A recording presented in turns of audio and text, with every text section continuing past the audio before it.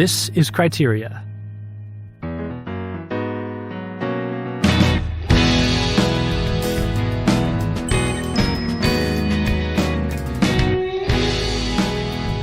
everybody, welcome back to Criteria. I'm Thomas. I almost said the Catholic Culture Podcast because that's my other podcast. I'm Thomas Miras, here with my co-host James Majewski. Hey James. Hi Thomas. Hello everyone. We are back for our first episode of 2026. It's been a little while, and we're back with a couple of movies that you'll find on a lot of like older Catholic lists of, Catholic movies.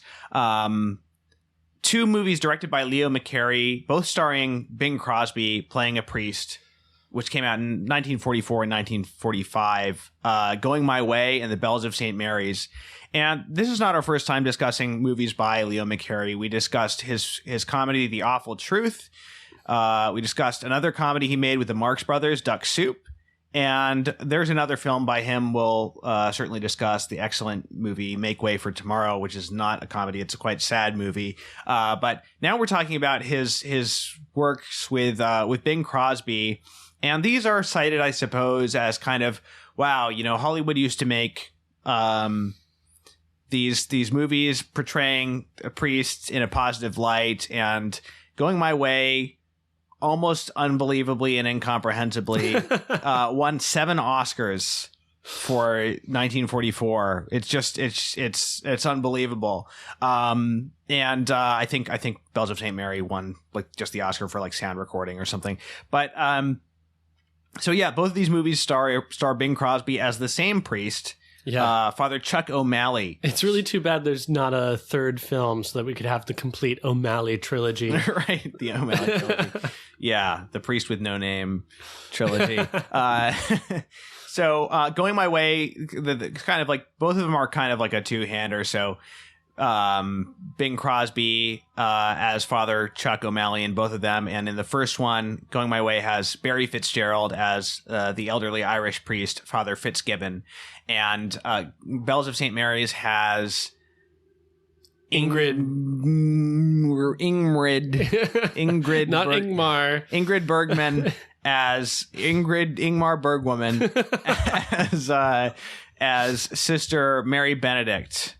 So yeah, I mean, these are sort of interesting documents of a very different time in like American popular culture and the history of the American church. Have you seen these on many lists, like populating many Catholic movie lists? Because I'll be honest, either I have just been very good at completely like blanking them out and not being interested, or I just haven't seen them referenced all that often. Obviously, Bells of St. Mary's, that feels like that's sort of a standard. It's like this classic in my mind. Yes. But this was the first time I remember really seeing any mention of Going My Way. Or well, they kind of go together. I mean, Bells of St. Mary's is the one that's more often mentioned. I don't know how many Catholic lists there are, but prior to, I guess like a new wave of younger Catholic cinephilia that's going on now, I think if you looked on, I think there's even a list of 50 or 100 Catholic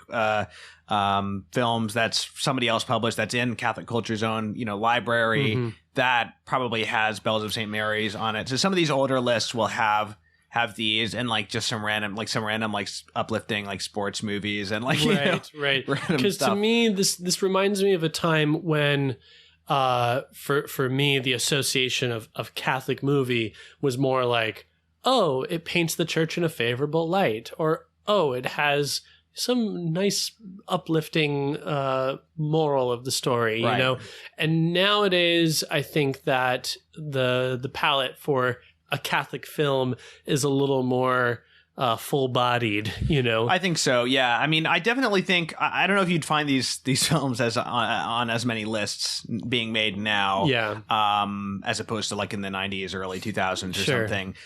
You would find, I mean, people will definitely, Bells of St. Mary's is on people's radars who are interested in the topic of Catholic film for sure. And Leo McCarey's a director who made some excellent films, so there's that as well. But and hey, Bing Crosby, nothing to shake a stick at, Yeah. Oh, I've never heard that version.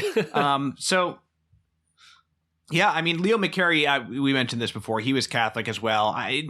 Not necessarily a very practicing one. I'm not really sure about the details of his life.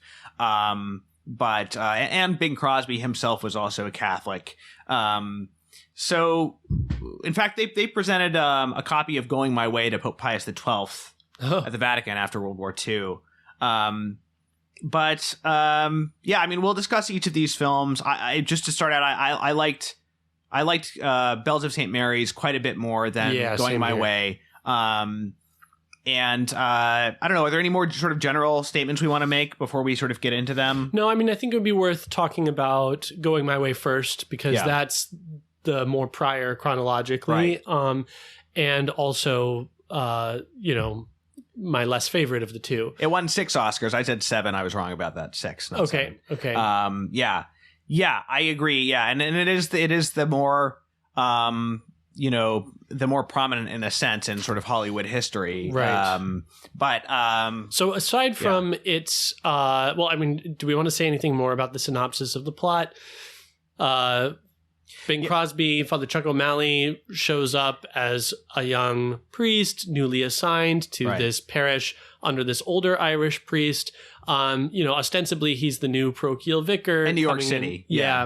But actually we find out that he's been assigned there by the bishop to become the new pastor. Right. And so, him sort of coming in with a low profile, trying to get the lay of the land, his relationship with this kind of eccentric older priest, and the various kind of parishioners, and there's financial troubles, but I don't think we need to get into the weeds too much about the plot details. I mean, basically, the thing is, so look, Father Fitzgibbon, played by Barry Fitzgerald, is this more sort of traditional minded, I guess, old school priest, and Bing Crosby's character comes in, and he's wearing a sports team sweater because his priestly garments got dirty on the way there, and he's sort of like smoking, and he's going and golfing with his other like young priest friend from a nearby parish. And this is all kind of rubbing Father Fitzgibbon the wrong way. I mean, it's not that he's into any mischief or anything. He's just presenting something of a kind of more hip and with the times kind of a priest, not unorthodox in the sense of doctrinally unorthodox, but unorthodox in the sense of, he brings home puppies, and he likes to sing and play ball with the kids in the streets, and he's just kind of like a cool priest. So the two sort of main, I won't even say the two main plot points. I'm going to say the two plot points that I like even want to talk about and care about are that the plot with him taking over the parish, right, and trying to be sensitive about this and not sort of tip off Father Fitzgibbon too early and hurt his feelings, and Father Fitzgibbon is trying to raise money for the church and struggling with that because he's got like a loan from a bank or something, and then also his activity with these sort of delinquent boys, and Father O'Malley starting this boys' choir to sort of get them off the street. And there's some other kind of annoying plot things that I don't care about. We will mention them, but they kind of take up the second half of the movie more than the first. And I find that the first half of the movie is the stronger half. It's the more entertaining half, and kind of, to me, the most compelling part of the movie are the interactions between Bing Crosby and Barry Fitzgerald. Yes. And that kind of takes a back seat in the second half of the movie. That's mostly resolved in the first half, because you get this thing where he finally, the older priest finally goes to the bishop to complain about the younger priest, and then the bishop sort of ends up telling him that, no, you're actually going to be the one who's being retired as pastor here, and he's sort of like devastated by it, and goes out, takes a walk in the rain, and then comes back and they reconcile. But then there's a whole hour of the movie after that which deals with this young couple that Father O'Malley is concerned might be living in sin, and then they get married, and then the husband goes off to war, and their father/father-in-law happens to be the bank guy, and then not even really so much of a subplot, but he runs into his old girlfriend from before he became a priest, and she helps him. She's an opera singer. Yeah. She and his other priest friend help him to get like a record company to buy this tune he wrote, which will support the proceeds will support the parish, and that's sort of the second half of the film. I think that the biggest critique that I have of the film, and the reason why I didn't enjoy it as much as Bells of St. Mary's, is that so many of these other plot points that you mentioned are very thin. Yeah. So these subplots involving the young couple or involving the record label and the song that they're trying to sell, they're just a little too neatly resolved or sort of depending on all these kind of chance encounters, like his running into his friend in the street who just happens to be an opera singer. And actually she's more than a friend, because it's sort of alluded to that there might have been something between them. He was writing her very frequently until he went into the seminary and became a priest, and she never got that letter. So you can hear even in that, the one letter she doesn't receive is the letter telling him that he's going to be a priest. There's something a little too neat, a little too, I wouldn't say melodramatic, but there's like a sentimentalism. Right. It's not like made a big deal. It's not made a big deal of in terms of her being upset with him or anything like that. No. She kind of accepts it all. No, yeah, totally. There apparently a lot of the film, a lot of the story on any given day of shooting was like come up with on the day, which is interesting. I might have mentioned this with. In a previous Leo McCarey discussion, probably when we discussed The Awful Truth about the importance of music in his films. There's a really great essay about his whole filmography online that I've benefited from. But diegetic music is a big part of his films in general. Yeah. Like if you remember An Awful Truth, that the whole like song sequence with the skirt fluttering up, that kind of she uses to humiliate her ex-husband. But he would sit on set for the first like couple hours of the day and just like jam out on the piano while like thinking of Leo McCarey would thinking of scenes for the day. And this was especially the case apparently for Going My Way. So I just wonder if like some of that stuff that's a little bit more thin in the second half of the movie for sure. might be a product of that. I'm not sure. Yeah, no, it feels contrived, and if it was contrived on the day, then that makes sense, you know? Right. Yeah. It's the kind of plot that, you could maybe say like, oh, isn't that heartwarming? But it's not, it doesn't really have legs, And I just find that the performances for these other characters just aren't as interesting. The characters aren't as interesting. Yeah. The young couple is pretty, I don't know if callow is the right word. It's Yeah, they hit out. They're sort of like superficial, and then like they hit us with the sentimentality of like he's going off to war. Right. And I was reading a quote from the director John Ford about this, and apparently this like was like affected people, like really hit people emotionally because it was during World War II. Right. Okay. So that was my sense watching this was okay. This was in 1944. Probably, people had enough reality, enough complexity and heaviness that a film that has Bing Crosby, he's an adorable priest. He's, singing songs and playing with the kids and everything's working out nicely. Probably just like hits the right note. Yeah, this won Best Picture over Double Indemnity, which is like, I don't know if you've seen that. Oh, James, but dude. Quite a dark noir film. Yeah. Like I said, I think the Barry Fitzgerald character is great. He's fun to watch. It's a good performance. Well, and it is a good performance, and there's also more complexity in it. Now, I don't know if this is intentional, but for me, there's a little bit of a tinge of like, is this priest going senile?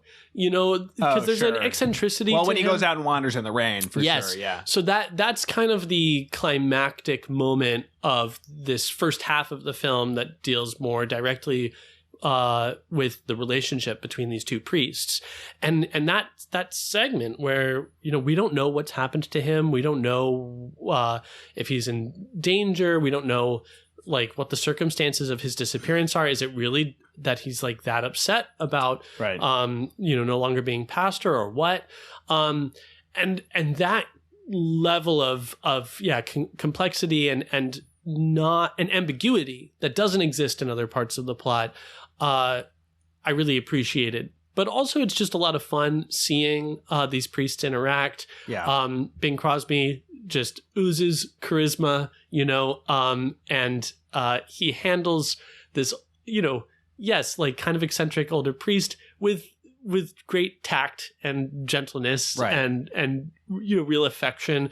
And so all of that works very nicely. And I could have watched, that could have been the whole film for me, I think this film doesn't really work without that elderly priest character. Like I wouldn't want to watch a version of this movie that only had Bing Crosby, especially and not the older priest. Because my other big critique of the film is that there essentially isn't anything that Bing Crosby's character does or instructs others in that is distinctly Catholic or even really like spiritual. It stays pretty I'd say in step with values that would just be generally accepted, in the culture, you know? So I wrote down like a checklist of like what are the distinctively Catholic or Christian things in this movie that would make it more than, as you said after we watched it, like a movie about like the local baseball team or the local community choir, you know. Okay, they're priests. Father O'Malley is clearly implicitly concerned about the young couple living in sin together. There's the contrast between like two different like eras of the priesthood, I guess, with the old priest being kind of like more uptight or whatever. And then there's the discussion of like not vocation per se, but like where you're sent, and like what this bishop who you never see is mentioned a number of times. And my favorite scene in the film, and the most touching scene to me, is the scene where Father Fitzgibbon comes back before he goes out in the rain. He comes back from his meeting with the bishop and kind of describes this meeting to Father O'Malley. And he's kind of like, it seems at that moment before he runs out that he's sort of coming to terms with it. But he describes how, even the bishop himself is sort of trying to be tactful, but kind of has to put his foot down, and there's something, I don't know, I found that quite touching as to the, ultimately, like the obedience that these priests have for what they're told to do, I think is like the most sort of compelling. There's a certain like renunciation for sure there. For sure. Yeah.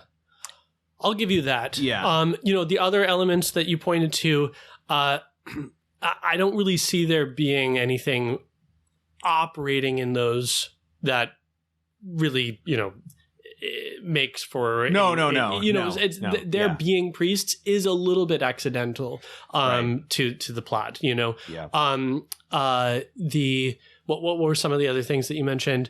Well, he's concerned for a minute there about the young couple living in sin. Well, and he handles it very tactfully, but I think that part of my impression of the film is that it presents a picture of a cultural Christianity, for better or for worse. Yeah. And so that there's something of a sense, not just that they're sinning, but like the shame, I mean, from the beginning, when we're introduced to this young character, this young woman who has run away from home and she doesn't really know how she's going to provide for herself, it's the impression that I get is a little bit less about the state of her soul than about, the sort of appearance of things, that there's something. Or just like, is she going to be okay in a general sense? Like, but he's worried about her sort of just being out and all. Yeah, but I'm thinking about how the other characters around are responding to her, right? It's like Father O'Malley's response to her of being compassionate and singing a duet with her is actually almost scandalous, you know, in the eyes of, I mean, when Father Fitzgibbon comes down the stairs and sees the two of them together, he's kind of like taken aback by it, you know, and you almost get the impression that a lot of other people would sort of be happy to kind of just have nothing to do with her, or with that situation. And so, you know, I think that it could be just as much motivated from a sense of, you know, just like saving face, or this isn't how we do things, than it is about genuine concern for souls. If it is about concern for souls, you know, it's just not really excavated, that element of it. Do you know what I mean? No, it's not dug into. Yeah. And that's kind of what I'm getting at when I talked about something being distinctly Catholic. It's that, what's the perspective that's being offered here, you know, and to what extent am I invited into that perspective, you know, and share that perspective for a moment. You know what I mean? Yeah. Like if I come in only concerned about appearances, is there much that the film gives me that would challenge that, or give me something more than beyond that? And I don't think so much, you know? Yeah, I agree. And the, you know, even the songs, the songs in the film, for the most part, are like the one of the original songs, the title song, "Going My Way," is like sort of this vaguely uplifting like song, but it's like, it's about, I guess, having a positive attitude towards life or something. I know. Like it's so schmaltzy. It's a terrible song. I think the movie starts going downhill like exactly when that song is first sung. And and it's there's mention of Sunday morning, I think, in the song, but that's it. Yeah. That's really it. And so, like, I find myself sympathizing with the older priest who wants everything to be sort of like more explicitly for sure Catholic. And I also sympathize with him when he's trying to play in the church and they're singing Three Blind Mice loudly in the basement. Well, that's the other thing, is that I think that the film wants the growth of this choir to be sort of the proxy for the good that he's doing in the community. Yes. Do you know what I mean? Yes. So like symbolically, as they're moving from Three Blind Mice into singing, you know, the Ave Maria, that's meant to represent a kind of deepening of his ministry to these boys. And but actually, you know, okay, sure, they're singing a more beautiful song. Yeah. But that's about the long and the short of it. Yeah. You know, it could very well just be that. You know? And so that's what I mean. Like, it's not, okay, fine, it's the Ave Maria, but has anything more been done here than just getting them to sing a pretty song, you know? And I think that same with this relationship, but this tension that exists between the older generation and the younger generation. Well, I mean, that's like an archetypal tale as old as time, you know? And so it would be a lot more compelling if there were something of an actual disagreement about how better to reach souls, you know, how better to communicate the gospel. But that's not really what the tension amounts to, you know? Yeah. And so I think that you could be forgiven watching this film today, you know, sort of in a different historical moment, a different point of reference culturally, a different moment for the church, and be a little off put, you know? Yeah. I think a lot of what you're saying too also could be applied to Bells of St. Mary's, but I think it handles its material, just the material it does have, just a bit more compellingly and a bit more, for sure, a little bit more spiritually, for sure, even if it's not like reaching for the highest things. Totally. Yeah, no, I do want to get to that. Yeah. But before we move on from this film, I just want to say this you know, this character of the, you know, kind of unorthodox priest from this period in particular, you know, I feel a little like PTSD about, you know what I mean? Like, just knowing everything that happened in the church after the 40s and 50s, you know, and how much of it was sort of in the name of a kind of updating or progress, or sort of being more with the well, another version of this, you know? Another version of this is the movie, the play Doubt, right? with it's the younger-ish priest and the older nun, and she says like Frosty the Snowman is demonic or whatever. Well, I think that I was going to bring up Doubt, but not in connection to this film. I was going to talk about it more in terms of the relationship between a priest and a nun. Sure. But in terms of this, it's an older and younger generation thing, and more directly connected to Vatican II and Doubt. Yeah. Whereas the other two, they're the same age, more, and the Bells of St. Mary's, they're more or less the same age. So it's not in Doubt they're not. He's not younger. In Doubt, well, I guess he's not that much younger. Yeah. He's not that much. He's like, I think he's like middle aged, and she's a little older. But no, I think that's getting too far afield. I'm really just talking about like this moment in the church's history where there was, at least culturally, a strong impulse toward, don't be such a stick in the mud, you know, like, come on, let's throw open the doors and like get like that. Okay, yes, here we have this character in Bing Crosby, totally working in good faith, and doing good things. Yeah. But because it never like deepens into anything, extraordinarily significant on the spiritual realm, and because it basically amounts to like, look, I take them to the picture shows, I take them to the ball games, it feels a little like outdated, Agreed. Yeah. Agreed. Yeah. Now there's a certain extent to which those same things are true for the Bells of St. Mary, but the redeeming qualities in Going My Way, I think, are also present in Bells of St. Mary, but to an even greater extent. Right. So if the most interesting thing for me is the relationship between the two priests in Going My Way, definitely the most interesting thing for me in Bells of St. Mary's is the relationship between the priest and the nun. The nun being Sister Mary Benedict. Yeah. She's the superior of this community that teaches at this parochial school, and she just has a different way of doing things than Father O'Malley coming in, kicking down the door.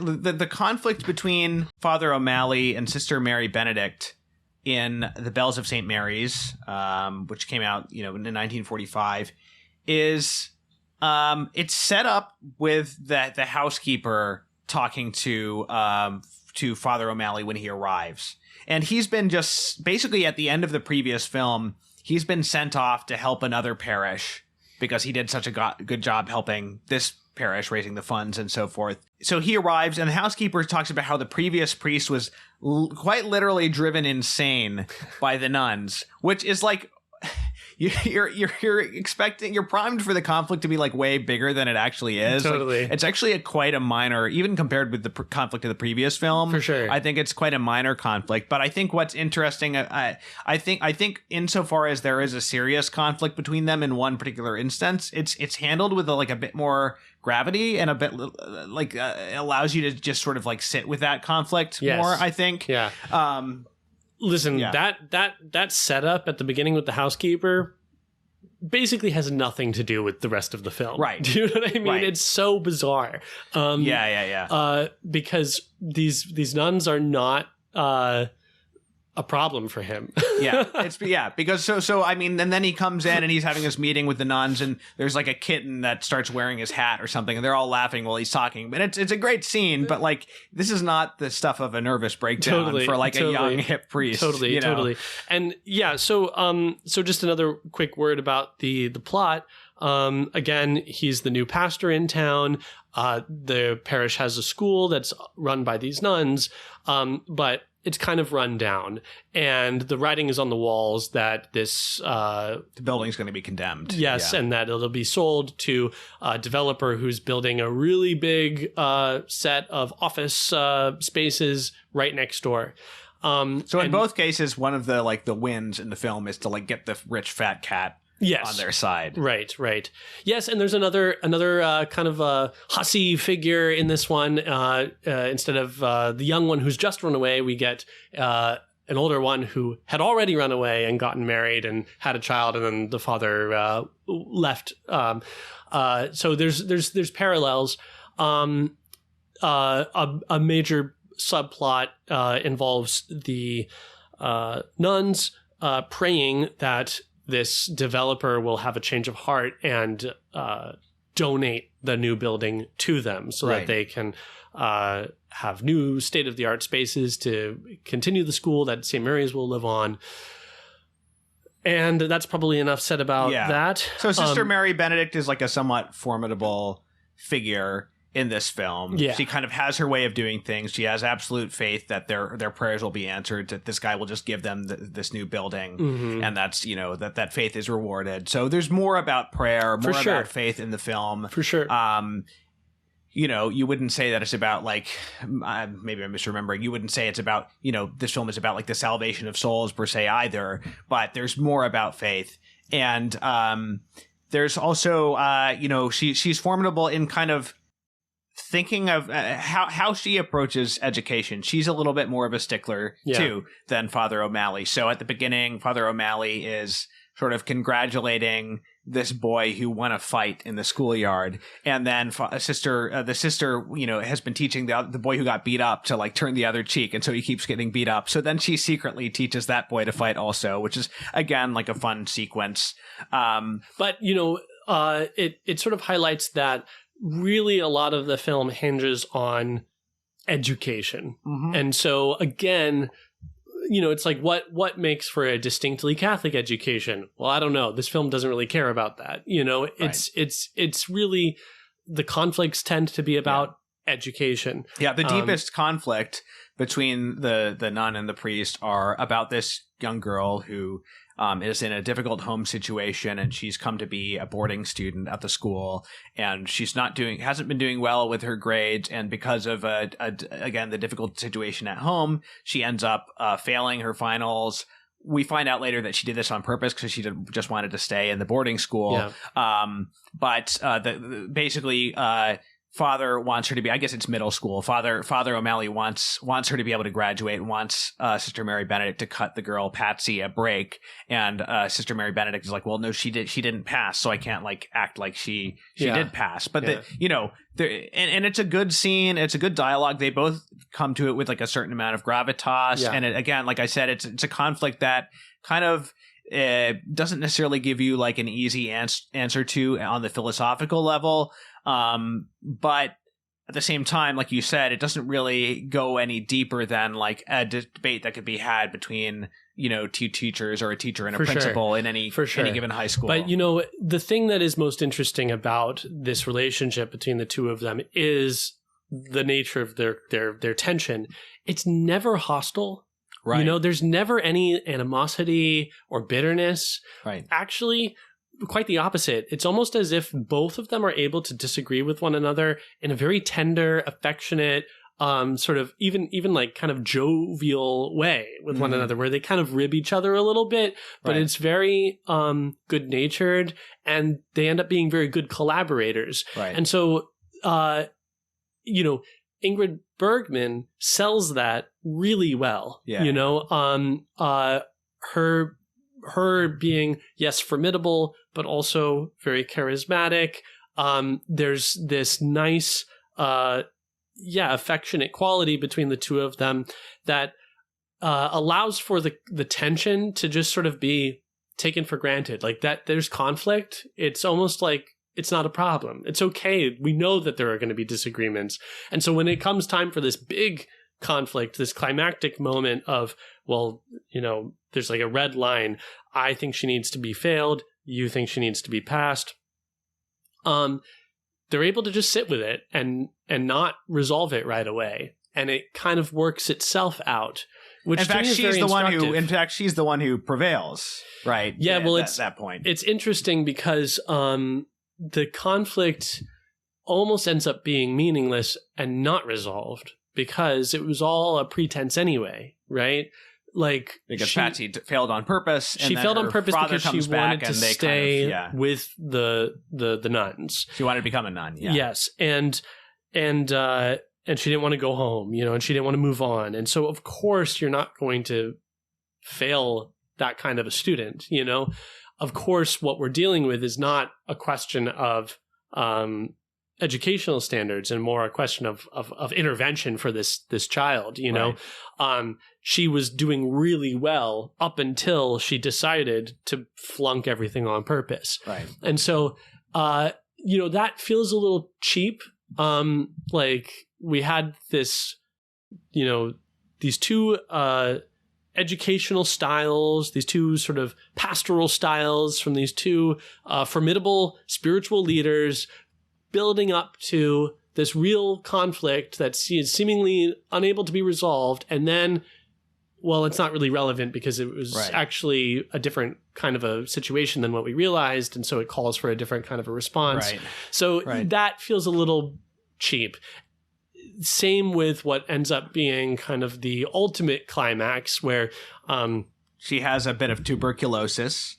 Her doctor tells Father O'Malley that she needs to be transferred. She needs to go rest somewhere and not be teaching children. But he's not allowed to tell her that she has tuberculosis. She cannot know why she's being reassigned because it will kill her optimism. She needs to keep her enthusiastic, hopeful look on life, and it just makes no sense to her personality. It makes no sense ethically. It's so talk about contrived, and then talk about having no payoff whatsoever because she doesn't get told. She's upset because she thinks that Father O'Malley asked to have her transferred because of their disagreement. Yes. So she's going through this like dark night where she really has to struggle and trust, and then he ends up telling her anyway, and she has the totally predictable response, which was just humble gratitude, you know, like just like totally understanding. And so the tension at the very end is like, is he going to just let her go without telling her that she has tuberculosis? So that also feels a little unjustified, you know. But yeah, like you said, this in some ways this relationship feels like a precursor to, you know, relationships that we see in like a film like Doubt. Going My Way, in fact, you know, feels like a precursor to other films that come to mind, like Leon Morin Priest or Calvary, where you get these other kind of unorthodox priests with an unorthodox method. Right.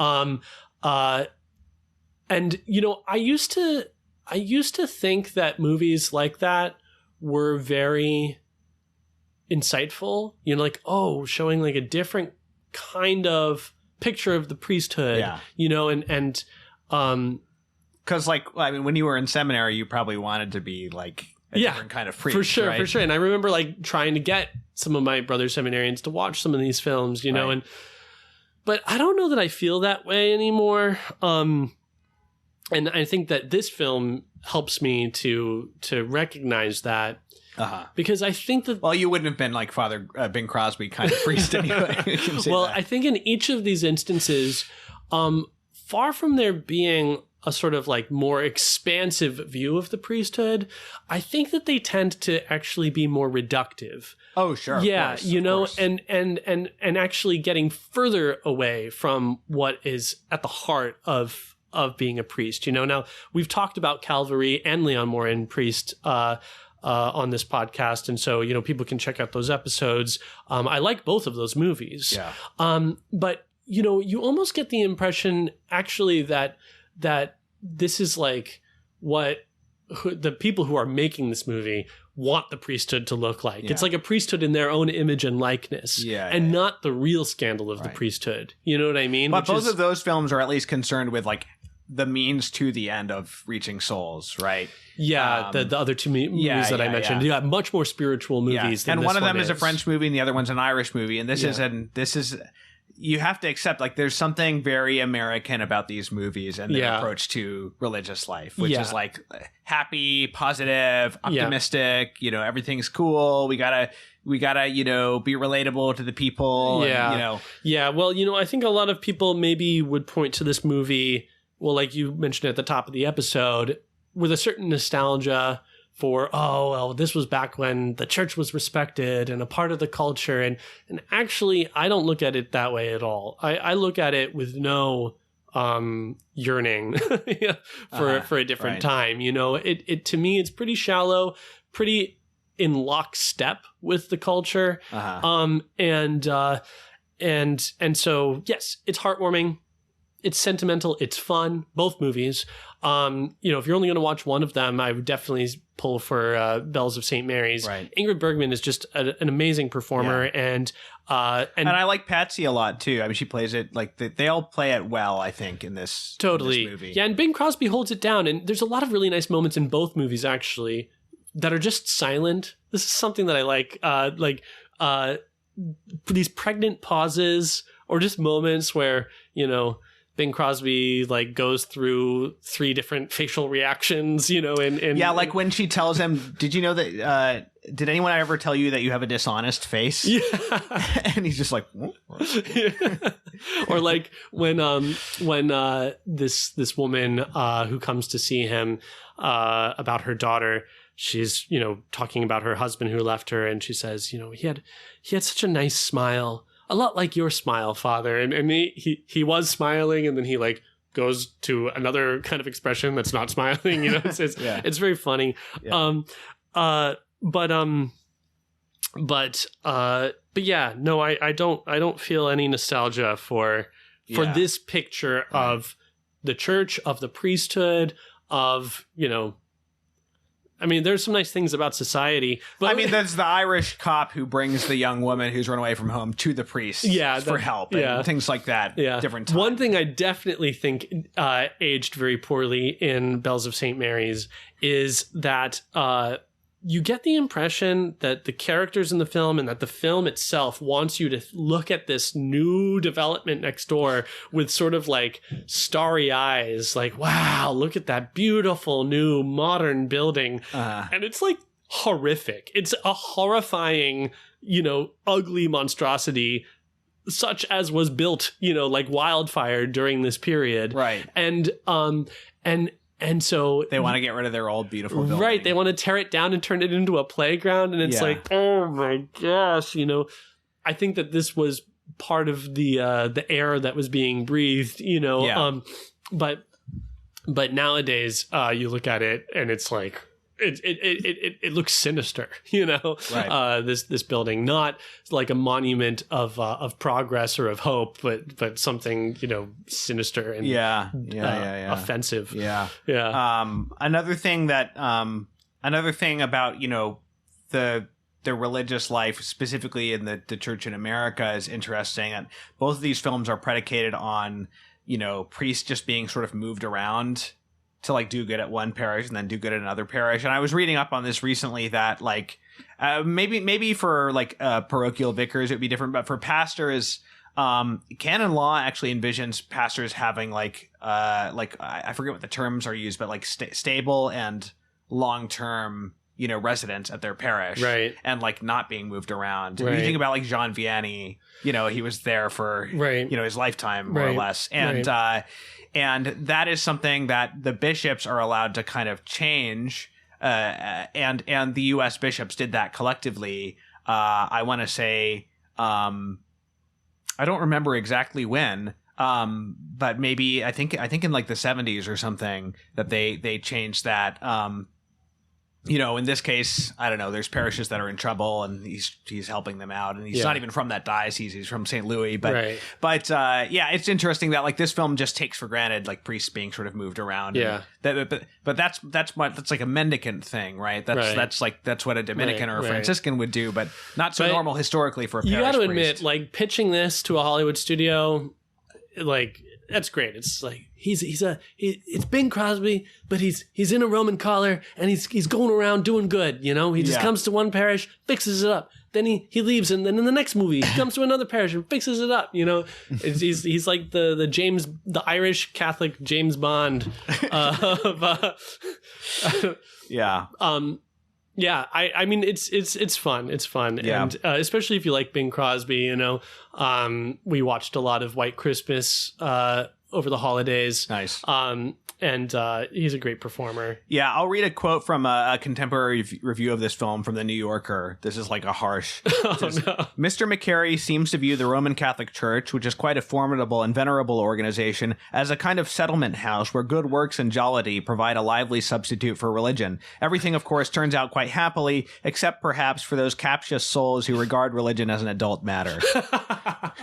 Yeah, I know. In Going My Way, there really is a sense in which, like, I could see myself just being really annoyed with this priest, like, but you kind of suspend disbelief and you accept what the film wants you to accept, He tries to kill him with kindness, Yeah. But there is really something about this approach, which is, it's like the American way. There's something so American, and it says so much about like the American church and about Hollywood that we are a country. Think about the fact that like our foundation of our country says that we have a right to the pursuit of happiness. Like, think about like how wild that is to have that in. It's not in the Constitution, right? It's in the Bill of Rights. Yeah, but like it's what other country would say that? It's such a wild thing to put in your country's founding, that like a right to the pursuit of happiness. And it's like, I feel like that's like so much of the way we practice our faith is like, I have a right to pursue happiness, like no matter what. Yeah, I don't know. very interesting. Not to go on a whole rant, but that sort of well, that does seem to be approach. like the ultimate critique of this older priest and this younger priest is like, he's just happy. He gets to enjoy life and be a priest, Yeah. Right. I mean, there might be more to it than that, but and the songs, the sort of original songs, or the songs that are sort of put in the film as, Father O'Malley originals, are kind of like that. They're just kind of generally about like being happy, and being positive. Now, I like the one that he sings to Patsy in Bells of St. Mary's better, because it's more like about actually contemplating reality and finding joy in your life and things like that. And then he has her write an essay about, it was sort of like Thomistic Aristotelian essay about like the common sense, like uniting the reports of the five senses and like making them intelligible and stuff. And, I think that it is great that a big plot point in Bells of St. Mary's is the faith of Sister Mary Benedict that her prayers will be answered, even when Father O'Malley is skeptical, Right. You wouldn't say that these films have like a transcendent horizon in terms of like their and goals of the prayers. You could chalk their steadfastness in prayer up to, just sort of like, stubborn eccentricity, if you wanted to, watching this film. It's not really like you would walk away from the film with like a new confidence in the power of prayer. It just happened to work out this time. But another thing to mention is this film is sometimes considered a Christmas film because of this nativity pageant scene. Best part of the movie. Oh, it's great. Hands down. It's awesome. Do you want to talk about it? The kids are wonderful. They're like the perfect age. It seems very real. Yeah, well, I mean, I think it has to have been real. Sweet. Yeah, because and this must be to Leo McCarey's credit that like there's no attempt really seemingly to have these kids perform anything more than what they would be on themselves. You know what I mean? Like it's these small, it's like the smallest children of the school making up their own nativity it's so pageant. cute. It has like the same quality that you get seeing a real nativity pageant, at your parish or elementary school. It's got that same kind of this is no good, but it's amazing, Right. Yeah. No, it's a genuinely beautiful scene. Yeah, this film is the 57th highest grossing film domestically of all time. Bells of St. Mary's or Going My Way? Bells of St. Mary's, according to Wikipedia, adjusted for inflation, it's the 57th highest grossing domestic film of all time, and the most profitable film in the history of the RKO studio. Wow. Which is pretty interesting. Wow. Yeah. Well, I mean, I guess you get two big actors like that, that's true. That's true. Dress them up in cool costumes. Yeah. So, I mean, it is interesting as a sort of a historical look back into a different time in America, and it is, and in the entertainment industry, But at the same time, really, I don't know that there's any respect in which we should be looking back at these films and like trying to model anything after them. I wouldn't say really in any respect, other than the sort of general standards of craft that were in like Hollywood studio films at the time or something. Sure. Both in the sense that it's a different time and there's no, it would be completely unreal to like make a story like this now. And because there's just so much more that we could shoot for, I wouldn't put these on the Vatican film list. Sure. Sure. I don't think they're like, I don't think these are exemplary Catholic films. Right. Yeah. Yep. Now that song, Swing on a Star, that, I guess it's a pop standard, but it was popularized by Bing Crosby in 1944. And that song is the one that got the Academy Award for Best Original Song. Okay. On Going My Way. Yeah. And that's the one the corporation, the record company pays for also. They don't want Going My Way because it's incredibly lame. Yeah. But that song lives on, It's I know I've heard it much beloved playing around the house when I was a kid. We play it. Yeah, we play it for our children. Oh, really? Yeah. Did you already? Did? No, it's not. We don't play. I didn't know that Bing Crosby had sung it. It's just sort of on this like folk music compilation that we have. Okay. And so it's sort of like a folksy performance of it. Well, the Bells of St. Mary's, that title song is actually a popular song from like 1917 or something. Oh, I see. So.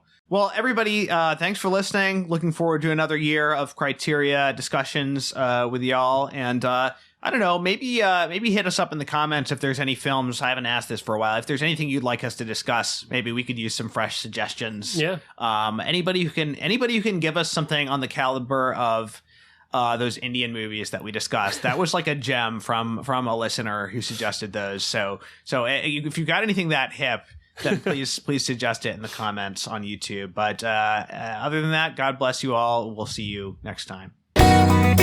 Criteria is a production of CatholicCulture.org. Check out our other podcasts, including Way of the Fathers, an early church history podcast hosted by Jim Papandrea, Catholic Culture audiobooks bringing to life classic Catholic writings, and the Catholic Culture Podcast, an interview show exploring Catholic arts, culture, and issues. You'll find all of this, as well as Catholic news, commentary, liturgical resources, and much more at CatholicCulture.org.